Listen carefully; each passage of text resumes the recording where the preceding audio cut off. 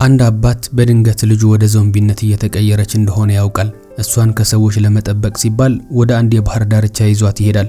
ሰውየው በነብር አሰልጣኝነት ስለሚሰራ ከሰዎች ጋር በሰላም እንድትኖር ሊያሰለጥናት ይሞክራል። ያሰበውን ይሳካለት ይሆን? ታሪኩ ላይ አብረን እንመለከታለን።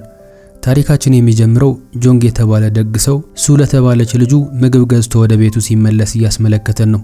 የክፍሏን በር አንኳኩቶ ሲገባ ቴሌቪዥን ስታይ ያገኛታል። ሲያናግራት ቀስ ብላ ጭንቅላቷን ታዞራለች። ልጁ በሚያስደነግጥ ሁኔታ ወደ ዞምቢነት ተቀይራ ስለነበረ ልታጠቃው ትሞክራለች። ነገር ግን ጆንግ እንዴት ሊቆጣጠራት እንደሚችል ስለሚያውቅ ሊያስቆማት ችሏል። ጆንግ በእንስሳት መጠበቂያ ግቢ ውስጥ የነብር አሰልጣኝ ሆኖ የሚሰራ ሰው ሲሆን በስራውም በጣም የተካነ ሰው ነው። ከዚያም ታሪካችን ሱ እንዴት በበሽታው እንደተያዘች ለማየት ወደ ኋላ ይመልሰናል። ለውድድር የሚሆን ውዝዋዜ እየተለማመደች ነበር። ጆንግ ደግሞ ከአያቷ ጋር በመሆን የልደቷ ድግስ አዘጋጅቶላታል። አያቷ ስትመጣ ጣፋጭ ነገር ይዛላት እንድትመጣ ቃል ትገባላታለች። ስልኩ ሲዘጋ ሱ አያቷ እንደናፈቀቻት ትናገራለች። ነገር ግን አባቷ ጣልቃ ገብቶ በልደቷ ቀን ምን እንደምትፈልግ ይጠይቃታል። እሷም በየአመቱ አንድ አይነት ጣፋጭ ነገር መስጠቱን እንዲያቆም ብቻ እንደምትፈልግ ትነግረዋለች። ከዚያም ስላመጣላት ስጦታ ትጠይቃለች። እሱም እያሾፈባት ስጦታው ወዳለበት ቦታ ይጠቁማታል። ስጦታው ሁልጊዜ ትመኘው የነበረው የጆሮ ማዳመጫ ነበር። ልክ በዚህ ጊዜ ሱ አንድ እንግዳ ነገር አስተውላ አባቷን በፍጥነት ትጠራዋለች። ሲመጣ ሁለቱም ጎረቤቶቻቸው የተለየ ሁኔታ ሲያደርጉ ይመለከታሉ። በመጀመሪያ ጥንዶቹ እየተጣሉ ይመስሏቸዋል። ነገር ግን ጠጋ ብለው ሲመለከቱ ሴትየዋ የሰውየውን አንገት ስትነክስ ያያሉ። ሴትየዋ ወደ ዞምቢነት ተቀይራለች። ሁለቱም ደንግጠው ይደበቃሉ። ነገር ግን የሱ ስልክ ይጠራል። ሴትየዋ ድምጹን ሰምታ መስታወቱ እስኪሰበር ድረስ ጭንቅላቷን ደጋግማ ከመስታወቱ ጋር ታላትመዋለች። በዚህ ጊዜ ጆንግ ልጁን ከለላ እየሰጠ ይዟት ከአፓርታማው ይወጣል። ውጭ ላይ ሰፈሩ በሙሉ በትርምስ ውስጥ ነበር። ሁሉም ሰው ውሻዎች ሳይቀር ወደ ዞምቢነት ተቀይሯል። ጆንግ ፖሊስ ለመጥራት ይሞክራል። ነገር ግን ማንም አያነሳም። አባትየው ወደ አያቷ መንደር ማምለጥ እንዳለባቸው ለልጁ ይነግራታል። እንዴት መሄድ እንደሚችሉ ስትጠይቀው ማንም እንዳያጠቃቸው በበሽታው የተያዙ መስለው እንደሚያመልጡ ይነግራታል። እሷም ተቃውሞዋን ከማሰማቷ በፊት የዞምቢዎቹ ስብስብ ብቅ ይላሉ። እነሱም እንደተለከፉ በማስመሰል አምልጠው ያልፋሉ። እየሮጡ ሳለ ሱ ትደናቀፍና ልትነከስ ትደርሳለች። ነገር ግን ጆንግ ይታደጋታል። እንደ እድል ሆኖ ሊነክሳት የሞከረው አዛውንት ዞምቢ ጥርሱ አርቲፊሻል ስለነበረ ሳትጎዳ ያመልጣሉ። እሱም መኪናውን እስኪያመጣ ድረስ ተደብቃ እንድትጠብቀው ይነግራታል። ከብዙ ዞምቢዎች ጋር ከታገለ በኋላ በመጨረሻ እሷ ጋር ደርሶ እየነዱ ይሄዳሉ። ምንም እንኳን እፎይታ ቢሰማውም ሱ እጇን ስትደብቅ ያስተውላታል። ከዚያም በሚያስደነግጥ ሁኔታ እንደተነከሰች ያውቃል። ይህ የሆነው ቅድም እየሮጡ በነበረበት ጊዜ አንድ በበሽታው የተያዘ ትንሽ ልጅ ሳታስተውል ድንገት ነክሷት ነበር። አባትየውም ሕክምና እንደሚወስዳትና እንደሚያሳክማት በመግለጽ እሷን ለማረጋጋት ይሞክራል። ነገር ግን ብዙም ሳይቆይ ምልክቶቹ መታየት ይጀምራሉ እና ወደ ዞምቢነት መቀየር ትጀምራለች። መኪና ውስጥ በነበሩበት ጊዜም አባቷ ላይ ጥቃት ለመፈጸም ትሞክራለች። ነገር ግን እሱ ፍሬም በድንገት በመያዝ ራሷን እንድትስት ያደርጋታል። በመጨረሻም የአያቷ መንደር ላይ ይደርሳሉ። አያትየዋ ጆንግ ብቻውን ስታየው ትደነግጥና ሱ የት እንዳለች ትጠይቀዋለች። እሱም ጤናዋ ጥሩ እንዳልሆነ ይነግራታል። አያትየዋም ሁኔታዋን ለማየት ትሮጣለች። ወደ ክፍሉ ስትገባ ክፍሉ ሙሉ በሙሉ ተዘበራርቋል። አያትየዋ ራሷን መከላከል ትችላለች። በኋላ ላይ በልደቷ ቀን በልጅቷ ላይ የደረሰውን ነገር ስትገነዘብ ምርር ብላ ታለቅሳለች። ጆንግ እሷን ካጽናና በኋላ ቲቪ ላይ ዜና ይከፍታል። መንግስት የኢንፌክሽኑ ስርጭት ለመግታት የአስቸኳይ ጊዜ እርምጃዎችን እንደሚያውጅና ዜጎች ምልክት ከሚያሳይ ከማንኛውም ሰው ጋር ንክኪ እንዳያደርጉ ሲያስጠነቅቅ ይሰማሉ። በኋላ ላይ ጆንግ ሱን ወደ ሕክምና ይወስዳታል። ነገር ግን ሁኔታውን ለማየት መጀመሪያ ብቻውን ለመግባት ይወስናል። ከውስጥ አንዲት ሴት በበሽታው የተያዘ ልጇን ለመጠበቅ ስትሞክርና ፖሊሶቹ አስፈላጊ ከሆነ እነሱን ለመግደል እንደሚገደዱ ሲነጋገሩ ይመለከታል። በዚህ መሃል ልጁ በድንገት እናቱን ይነክሳታል። ፖሊሶቹም በተኩስ ምላሽ ይሰጣሉ። ጆንግም ይደነግጥና ልጁን ይዞ በመኪና ያመልጣል። መንግስት በሷ ላይ ኃይል እንዲጠቀምባት ከመፍቀድ ይልቅ ራሱ ሊቀብራት አስበው ጉድጓድ ይቆፍራል። ነገር ግን አባቴ እያለች ትጠራው እንደነበረ ሲያስታውስ ይህንን ማድረግ ይከብደዋል። ከዛም አካፋውን ጥሎ እያለቀሰ አቅፏት ምንም ይሁን ምን አብረን እንቆያለን ይላታል። እናቱ ግን እየመታችው እሱ ካላደረገው ራሷ እንደምታደርገው ትናገራለች። እየተከራከሩ ሳለ ልጁ ታመልጥና እነሱም ይከተሏታል። ጆንግ የት እንደሄደች ይገምታል። ግምቱም ልክ ነበር። ትንሽ እያለች ከአክስቷ ጋር ትሄድበት ወደ ነበረው ቦታ ተመልሳ ነበር። ጆንግ ልጁ ነገሮችን እስካስታወሰች ድረስ እንደ ቀድሞ በህይወት መኖር እንዳለባት እምነቱን ይናገራል። እናቱ ግን በበሽታው የተለከፉ ሰዎች በሙሉ ራሳቸውን እንዳጡና በዜና እንደተነገረ እያስታወሰችው ትመተዋለች። እሱ ግን እርግጠኛ ለመሆን በየቀኑ ተጨፍርበት የነበረውን የምትወደው ዘፈን ይከፍትላታል። እሷን በሚገርም ሁኔታ ልክ እንደ በፊቱ ምላሽ መስጠትና መደነስ ትጀምራለች።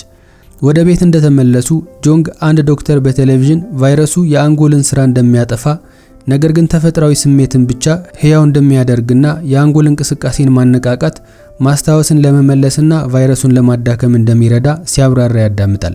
ጆንግ በሰማው ነገር ተስፋ ስላደረገ እጅግ ይደሰታል። በመቀጠል አንድ ዶንግ የተባለ የጆንግ የድሮ ጓደኛ ወደ አያትየዋ ቤት ይመጣል። ከጆንግ ጋር በሞቀ ሁኔታ ሰላምታ ከተለዋወጡ በኋላ ስለ ልጁ ሁኔታ ይጠይቀዋል። ነገር ግን ልጅቷ ያለችበትን ሁኔታ ሲመለከት ደንግጦ ፖሊስ ለመጥራት ይሞክራል።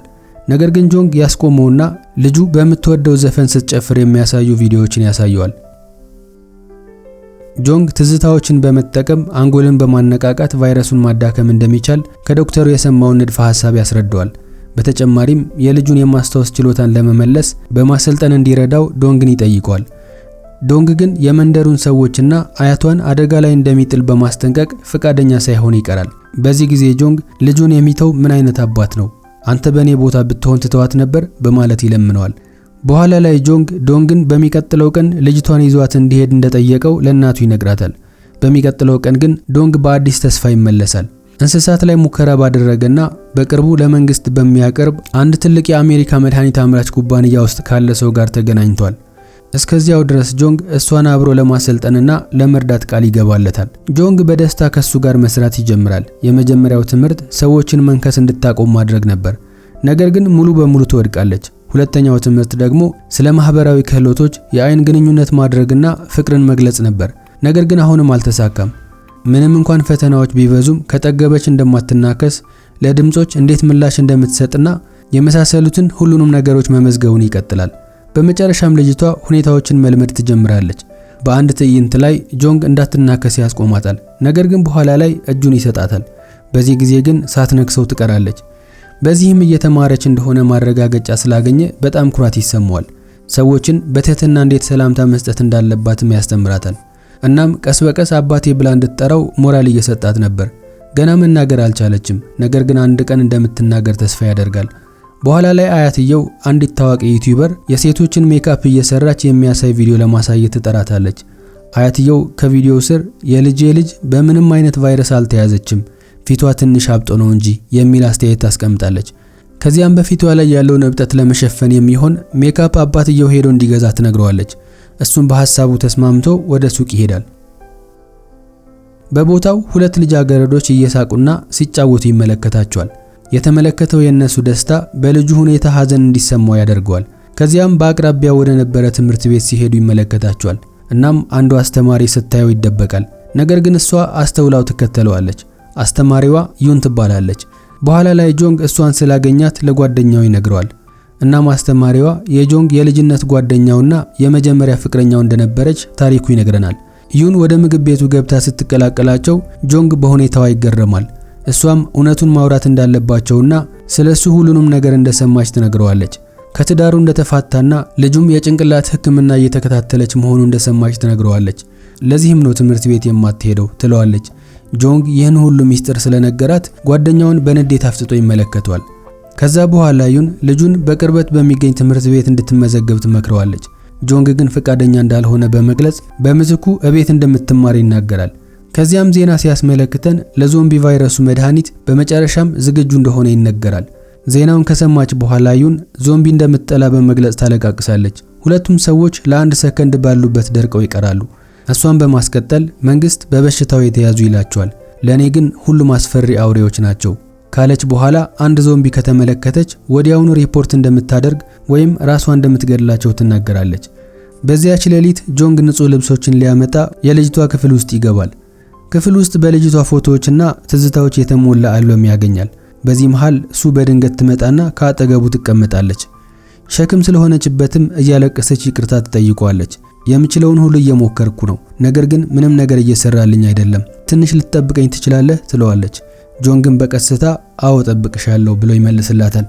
ከዚያም ሱ አብሯት እንዲጨፍር ትጠይቀዋለች። እሱም በሐዘን ፈገግ እያለ አብሯት ይጨፍራል። ዙሪያውን ሲመለከት ግን ብቻውን መሆኑን ይገነዘባል። እስካሁን ክፍል ውስጥ የነበረው ሁኔታ በሐሳቡ የፈጠረው ነገር ነበር። ልጁ ላይ በደረሰባት ሁኔታ እያለቀሰ መሬት ላይ ይወድቃል።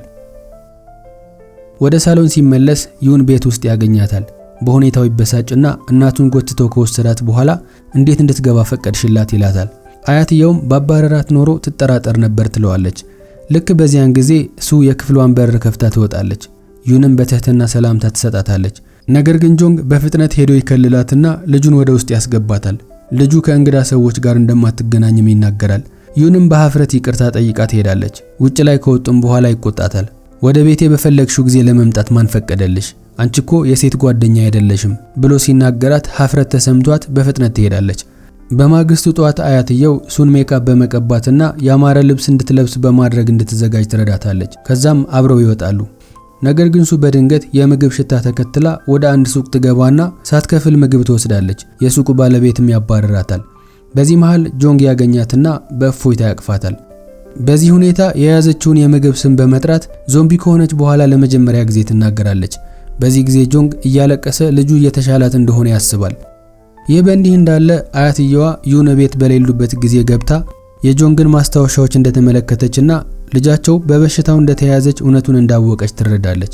የባሰው ደግሞ ዩን ሪፖርት ልታደርግ ነበር። ነገር ግን አያትየዋ በጊዜ ደርሳ ታስቆማታለች። አያትየዋ በንዴት አንድ አስደንጋጭ እውነታ ታወጣለች።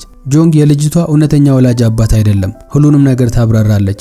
የሷ እውነተኛ ወላጆች አባቷ ስግብግብ ስለነበረና ለሷ የተጠራቀመውን ገንዘብ መውሰድ ስለፈለገ ሁል ጊዜ ይጣሉ ነበር። በዚያን ጊዜ ለነሱ ይሰራ የነበረው ጆንግ ሰውየው ምን ያህል ጨካኝ እንደሆነ ሲመለከት መቋቋም አልቻለም ነበር። ከተወሰነ ጊዜ በኋላ ጆንግን ከህይወታቸው አራቁት። እሱም ትንሿን ልጅ ራሱ እንደሚንከባከባት ለራሱ ቃል ይገባል። ብዙም ሳይቆይ ወደ ሴኡል መጣትና ለዓመታት በደስታ አብረው ኖሩ። አንድ ቀን የጆንግ ጓደኛ የሆነው ዶንግ ለልደቱ በዓል ወደ መንደሩ ይጋብዘዋል። ዩንን ጨምሮ የድሮ ጓደኞቹ ሁሉ በፕሮግራሙ ላይ እንደሚገኙም ይነግረዋል። ጆንግም ሱን ብቻዋን ትቷት ወደ ፕሮግራሙ ይሄዳል። ነገር ግን እህቱ ደውላ ሕፃኗን ጥሎ ስለሄደ ትቆጣዋለች። ኃላፊነቱን በመውሰድ ሕፃኗን እንከባከባለሁ ብሎ እንደነበረም ታስታውሰዋለች። ሕፃኗን ለማየት እየሄደች በነበረችበት ጊዜ የመኪና አደጋ ስላጋጠማት እህቱ ሕይወቷ ያልፋል። ከዚያ ቀን ጀምሮ ጆንግ ለእህቱ ሞት ራሱን እየወቀሰ ኖሯል። በኋላ ላይ ሱ አባቴ ብላ ስትጠራው ከዚያን ጊዜ ጀምሮ በእውነት አባቷ እንደሚሆንና ዳግም እንደማይተዋት ቃል ይገባላታል። ወደ አሁኑ ጊዜ ስንመለስ ጆንግና ሱ ወደ ቤት ይመለሳሉ። በዚህ መሃል ዩን ልጅቷን ለመግደል ትሞክራለች። ነገር ግን ጆንግ ለልጁ ከለላ በማድረግ ምቱን ራሱ ይቀበላል። ከዛም ሁለተኛ ልጁ ጋር እንዳትጠጋ ያስጠነቅቃታል። በኋላ ላይ የትምህርት ቤቱ ርዕሰ መምህር የልጅቷን የትምህርት ሁኔታ ለመከታተል ነገ ከባለስልጣናት ጋር ስለሚመጣ ከውስጥ ሆነው ሁሉም መፍትሄ ለማሰብ ይሞክራሉ። ሱ ደህና እንደሆነች ለማረጋገጥ ለአንድ ቀን ትምህርት ቤት መሄድ እንዳለባት ሐሳብ ያቀርባሉ። አባቷም ባይመቸውም በቀረበው ሐሳብ ይስማማል። በሚቀጥለው ቀን በጥንቃቄ ለትምህርት ቤቱ ያዘጋጇታል። በኋላ ላይ ዩን ወደ ክፍሏ ወስዳ ከተማሪዎች ጋር ታስተዋውቃታለች። ተማሪዎቹ በትህትና ሰላምታ ይሰጧታል። ነገር ግን ብዙም ሳይቆይ እሷን ማንገላታት ይጀምራሉ። በጣም ሲያስጨንቋት አይኖቿ በድንገት ቀለማቸውን ቀይረው ያስፈራቸዋል። በዚህ መሃል ጆንግ የአይን ሌንሷን ለማስተካከል ዘሎ መሃል ላይ ይገባል። በስፖርት ክፍለ ጊዜ ላይ ደግሞ ተማሪዎቹ አሁንም እሷን ማንገላታት ይቀጥላሉ። በመጨረሻም በኳስ በኃይል ስለመቷት ትወድቃለች። ጆንግም ሁኔታው እንዲፈጠር እንደፈቀደች በማሰብ በዩን ላይ ይናደዳል። በኋላ ላይ ዩንና ተማሪዎቹ ሱን ይቅርታ ይጠይቋታል። በኋላ ላይ አያትየዋ ከሱ ጋር ቤት እየተጫወተችና በደስታ እየሳቀች ሳለ አንድ ሰው በሩን ያንኳኳል። የሞተችው የልጇ ባል የሱ እውነተኛ አባቷ ነበር። እሱ እንደሆነ ከተመለከተች በኋላ አያትየው በሩን ለመዝጋት ትሞክራለች። እሱ ግን በግድ ገብቶ ልጁን ማየት እንደሚፈልግ ይናገራል። ለምን ብላ ስትጠይቀው ሱ አንዲት ሴት ላይ ጥቃት እየፈጸመች የሚያሳይ በኢንተርኔት ላይ የተሰራጨ ቪዲዮ ያሳያታል። ሰዎችም መንግስት አደጋውን እንዲያስወግድ በመስመር ላይ እየጠበቁ ነበር። አያትየዋ ግን የሞኝነት ወሬ እንደሆነ በመግለጽ እሱን በማመኑ ትጮህበታለች። ሰውየው ግን እሷን አይቶ ወደ ክፍሏ በመግባት እኔ እውነተኛ አባትሽ ነኝ ይላታል። አያትየዋ እየመታችው እንዲወጣ ትነግረዋለች። እሱ ግን በኃይል ገፍትሮ መሬት ላይ ይጥላታል። አያትየዋ ወዲያውኑ ጆንግ ጋር ትደውላለች። እሱም እየተጣደፈ ወደ ቤቱ ይመጣል። እዚህ ላይ ሰውየው የመጣው ልጅቷን አሳልፎ በመስጠት የመንግስትን ሽልማት ለመቀበል ብቻ እንደሆነ ይረዳሉ። ጆንግ ከደረሰ በኋላ ኃይለኛ ጸብ ውስጥ ይገባሉ። በዚህ መሃል ሁለቱም ከመኪና አደጋ ለትንሽ ይተርፋሉ። ነገር ግን እውነተኛው የልጅቷ አባት ጆንግን እየመታ ሱ ልጁ እንደሆነችና ወደ ቤቱ እንደሚወስዳት እየጮኸ ይናገራል። ጆንግም መልሶ እየመታው ልጄ ብለህ የመጥራት መብት የለህም፣ ሱ የኔ ብቻ ናት እያለው ይጮሃል። ሰውየው ግን የእህትህ ሞት ምክንያት አንተ ነህ፣ አንተ ባትኖር ኖሮ ሁላችንም አሁን ደስተኛ እንሆን ነበር እያለ ይናገራል። ከዚያም ሱ ዞምቢ እያለ ሲጠራት ጆንግ ደጋግሞ ይመታዋል። አባቷ አደጋ ላይ መሆኑን ያየችው ሱ ራሷን መቆጣጠር ይሰናታል። በመሃል ዘላ በመግባት ሰውየውን ትነክሰዋለች። ሰውየውም ወዲያውኑ ወደ ዞምቢነት ይቀየራል። ከተወሰነ ደቂቃዎች በኋላ ጆንግ ጓደኛውን ከሱ ጋር እንዲያመልጥና እንዲረዳው ይጠይቋል። ነገር ግን ጓደኛው እሷን መርዳት ወንጀለኛ እንደሚያደርገው ያስጠነቅቋል። ጆንግ ግን ምንም ቢፈጠር ልጁን ይዞ ለማምለጥ ይዘጋጃል። በዚህ መሃል አያቱ ትመጣና ሁሉም ነገር እንደምታውቅና ብቻውን እንዲጋፈጥ እንደማትፈቅድለት ትነግረዋለች። አብረው ለማምለጥም አስፈላጊውን ነገር ሁሉም ነገር ያዘጋጃሉ። ነገር ግን ጆንግ ካሁን በኋላ የማንንም ፊት ማየት እንደማይፈልግ የሚገልጽ ደብዳቤ ለአያቱ ይሰጣታል። አያቱ ደብዳቤውን ለማድረስ ስትሄድ በአቅራቢያው የፖሊስ መኪኖችን ታስተውላለች። የሚኖሩበት ቦታ ተከታትለው አግኝተውት ነበር። የፖሊስ አዛዡ ሰዎቹ ካዩዋት ወዲያውኑ እርምጃ እንዲወስዱባት ትዕዛዝ ያስተላልፋል። አያትየዋ ለጆንግ ለመደወል ትሞክራለች። ነገር ግን ስልኩ ዝግ ነበር። ዩን ጋር ከደረሰች በኋላ ዩን ጆንግ የጻፈውን ደብዳቤ ታነባለች። በደብዳቤው ላይ ይህንን ጽሑፍ ሲያነቡት ከልጁ ጋር ርቆ እንደሄደና እንደጠፋ ይናገራል። ወንጀለኛ ቢያደርገውም እንኳን ልጁን ለመጠበቅ ሲል ይዟት እንደሚጠፋ ጽፏል። በጽሑፉ ላይ ሁሉንም ይቅርታ ጠይቆ ምህረታቸውን ይለምናል። አሁን ፖሊስ ያሉበትን ቦታ ሲከበው ጆንግ ልጁን እንዳትጨነቅ ይነግራታል። ነገር ግን ካሁን በኋላ ሁሉም ነገር እንዳበቃና መሞታቸው እንደሆነ ገብቶታል። ልጁን ሊጠብቃት ባለመቻሉም ይቅርታ ይጠይቃታል። ፖሊሶቹ በበሽታው የተያዘ ሰው አደገኛ መሆኑን በመናገር እንዲወጣ ይጠሩታል። ነገር ግን ጆንግ በበሽታው አልተያዘችም፣ ልጄ አደገኛ አይደለችም እያለ ይጮሃል። ፖሊሶቹ የመጨረሻ ማስጠንቀቂያ ይሰጡታል። እሱ ግን እንደማይጎዷት ቃል ካልገቡለት እጅ እንደማይሰጥ ይናገራል። ፖሊሱም በጭካኔ በተሞላ ሁኔታ ከወንጀለኞች ጋር አንደራደርም ብሎ ይመልስለታል። እናም በኃይል ወደ ውስጥ ለመግባት ይሞክራሉ። ጆንግ ሱን አጥብቆ በማቀፍ ዳግም ይቅርታ ይጠይቃታል። ሊጠብቃት አለመቻሉን ከነገራት በኋላ እንድትነክሰው ይለምናታል። እባክሽ ንገሪኝ፣ በዚህ መንገድ ለዘላለም አብረን እንሆናለን ብሎ ይለምናታል። እሷ ግን ፈቃደኛ አልነበረችም። ጆንግ እያለቀሰ እንደገና ይለምናታል። በመጨረሻም ትነክሰዋለች። ፖሊሶቹ ዘልቀው በመግባት ተኩስ ይከፍታሉ። በዚህ ጊዜ ጆንግ ለሷ ከለላ በመስጠት ጥይቱን ራሱ ይቀበላል። በዚህ ጊዜ ሱ ለመጀመሪያ ጊዜ በግልጽ አባቴ ብላ ትናገራለች። እሱም በደካማ ሁኔታ ፈገግ ብሎ በሰላም ኖሪ ልጄ ይላታል። በኋላ ላይ ሱ ሙሉ በሙሉ ድና የሕክምና አልጋ ላይ ትነቃለች። ቫይረሱም ስለጠፋ ዳግም ሰው ሆናለች። መጀመሪያ እንደነቃች የተናገረችው ነገር አባቴ የት ነው የሚል ነበር። አያትየውም አባቷን ለማሳየት ትወስዳታለች። እዚህ ላይ እሱም ሕክምና ውስጥ እንዳለ እናውቃለን። ታሪካችንም ጆንግ ከ3 ወራት በፊት ጥይት ሲተኮስበት እንዳልሞተ ይነግረናል። አሁን ራሱን ስቶ ኮማ ውስጥ ይገኛል። ከጊዜ በኋላ የሕክምና ባለሙያዎች በደሙ ውስጥ የዞምቢ ቫይረስን የሚዋጉ አንቲቦዲስ ያገኛሉ። ይህ ደግሞ የማገገም ሂደቱን በእጅጉ እንዲፋጠን ያደርጋል። በመጨረሻም ልጁ ከነከሰችው በኋላ ሰውነቱ በሽታ የመከላከል ምላሽ እንዲያዳብር እንዳደረገው ይታወቃል። የሰውነት ስርዓቱ ቫይረሱ በራሱ እንዴት መዋጋት እንደሚችል ተምሮ ነበር። አያትየዋ የጆንግን ማስታወሻ ደብተር ለልጇ ትሰጣታለች። ማስታወሻው ላይ ያደረገቻቸውን እድገቶች በሙሉ ያሳየቻቸውን ትንንሽ ለውጦች በሙሉ ተጽፎ ነበር። እዛው ተቀምጣ የጻፈውን እያነበበች አባቷ ለሷ ያደረገላትን ፍቅርና መስዋዕትነት ሁሉ እያሰበች ታለቅሳለች። ከዚያም ሱ ለረጅም ጊዜ ስትጠብቆ የነበረው የውዝዋዜ ውድድር ቀን ይደርሳል። በመጨረሻ መድረክ ላይ ትቀርባለች። እናም አስደናቂ ነበረች። እንቅስቃሴዋ በራስ መተማመን የተሞላ ህያውነትና ስሜት ያለው ነበር። ዩን ደግሞ በተመልካቾች መሃል ትርኢቱን እየቀረጸች ነበር። ከፕሮግራሙ በኋላ ዩን ጆንግ ወደተኛበት ሕክምና ተመልሳ ማየት ባይችልም የቀረጸችውን ቪዲዮ ስልኳ ላይ ከፍታለት ነበር። ነገር ግን በድንገት አንድ የማይታመን ነገር ታስተውላለች። ከረጅም ጊዜ በኋላ ጆንግ ጣቱን ማንቀሳቀስ ይጀምራል። በመጨረሻም ጆንግ እየነቃ ነበር። ታሪካችንም ጆንግና ቤተሰቡ ያላቸውን የወደፊት ብሩህ ተስፋ እያስመለከተን እዚህ ላይ ያበቃል። ቪዲዮ ከተመቻችሁ ላይክ ማድረግን እንዳትረሱ።